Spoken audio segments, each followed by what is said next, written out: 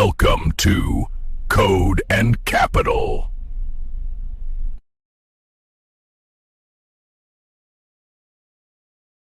नमस्कार। दुनिया की कुछ सबसे जरूरी धातुओं मतलब मेटल्स के बाजार में एक जबरदस्त तूफान खड़ा हो रहा है। और ये कोई ऐसा वैसा तूफान नहीं है। ये तीन बड़ी ताकतों से मिलकर बना है। एक तरफ है बेहिसाब मांग, दूसरी तरफ लगातार घटती सप्लाई और इन सब के बीच निवेशकों की होड़। चलिए इस पूरे मामले की परतें खोलते हैं। अच्छा, चलिए एक सवाल से शुरू करते हैं। सोलर पैनल, इलेक्ट्रिक गाड़ियां और एआई यानी आर्टिफिशियल इंटेलिजेंस, इन तीनों में आखिर कॉमन क्या है? हाँ, ये तो है कि ये आज की सबसे बड़ी टेक्नोलॉजी हैं, हमारी दुनिया बदल रही है। लेकिन इनमें एक और बात कॉमन है, और वो ये कि ये सभी उन मेटल्स पर टिके हैं जिनकी सप्लाई में आज तक की सबसे बड़ी कमी देखी जा रही है। और बस यहीं से असली कहानी शुरू होती है। एक तरफ है हमारा चमकता हुआ भविष्य और दूसरी तरफ है जमीन से निकलते इन संसाधनों की कमी। इस टकराव का असर कैसा है, जरा ये देखिए। सिर्फ एक साल के अंदर चांदी की कीमतों में 185% का उछाल। सोचिए, 185%। ये सिर्फ एक नंबर नहीं है, ये बाजार में मची खलबली का सीधा सीधा सबूत है। तो ये सब हो क्यों रहा है? इसकी पहली और सबसे बड़ी वजह है डिमांड, जो रुकने का नाम ही नहीं ले रही। और ये समझना जरूरी है कि ये कोई स्पेक्युलेटिव बबल मतलब कोई हवाई तेजी नहीं है। इसके पीछे ठोस वजहें हैं जो हमारे ग्रीन और डिजिटल भविष्य से जुड़ी हैं। अब चांदी की बात करें तो इसकी एक बड़ी दिलचस्प पहचान है। ये सिर्फ एक कीमती चीज नहीं है जिसे लोग निवेश के लिए खरीदते हैं। असल में चांदी की कुल मांग का 50% मतलब ठीक आधा हिस्सा इंडस्ट्रीज से आता है। यही बात इसे सोने जैसी दूसरी कीमती धातुओं से बिल्कुल अलग बनाती है। और इंडस्ट्रीज में भी सबसे बड़ा खरीदार कौन है? Green energy. जरा सोचिए, हर एक सोलर पैनल में थोड़ी सी चांदी लगती है। अब दुनिया भर में लग रहे लाखों करोड़ों पैनलों के बारे में सोचिए।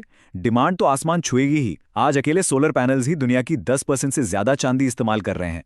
और अनुमान है कि 2030 तक ये आंकड़ा पूरी दुनिया की सप्लाई का 20% तक पहुंच सकता है। और तो और यूरोपियन यूनियन ने 2026 से हर नई बिल्डिंग में सोलर पैनल लगाना जरूरी कर दिया है। मतलब ये आग तो और भी भड़कने वाली है। और देखिए, ये डिमांड का चक्कर यहीं खत्म नहीं होता। सड़कों पर इलेक्ट्रिक गाड़ियां बढ़ रही हैं तो उनमें लगने वाली चांदी की मांग भी बढ़ रही है।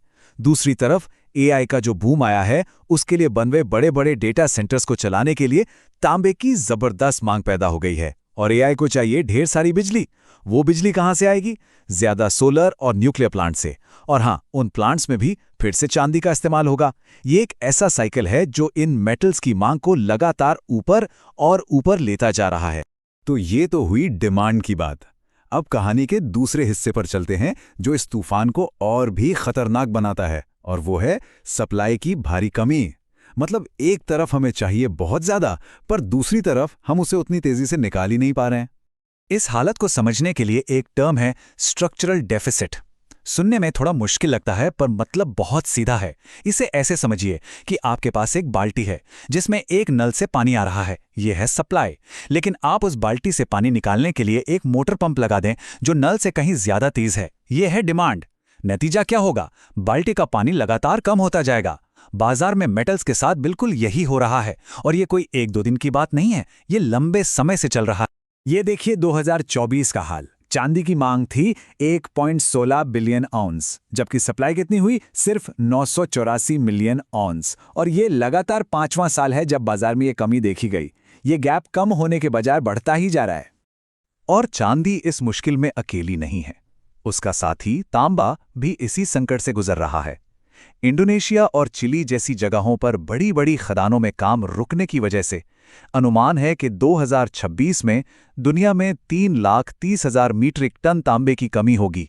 इस समस्या को एक और चीज मुश्किल बनाती है, वो ये कि ज्यादातर खदानें बस कुछ ही देशों में हैं। दुनिया की ज्यादातर चांदी सिर्फ 3 देशों से आती है, मैक्सिको, चीन और पेरू। इसका मतलब है कि अगर इन देशों में कोई भी गड़बड़ होती है तो पूरी दुनिया की सप्लाई चेन पर असर पड़ता है और जियोपॉलिटिकल रिस्क बहुत ज्यादा बढ़ जाता है। और अब आते हैं इस तूफान के तीसरे और आखिरी हिस्से पर, निवेशकों की होड़। जब बाजार में किसी चीज की मांग बहुत ज्यादा हो और सप्लाई बहुत कम, तो निवेशक इसे एक बड़े मौके की तरह देखते हैं और उनका पैसा इस आग में घी डालने का काम करता है। तो निवेशक ये सब खरीद क्यों रहे हैं? पहली बात, वो इसे बढ़ती महंगाई और सरकारों के ऊंचे कर्ज के खिलाफ एक सुरक्षा कवच की तरह देखते हैं। जब शेयर बाजार डगमगाता है तो ये एक सुरक्षित ठिकाना लगता है।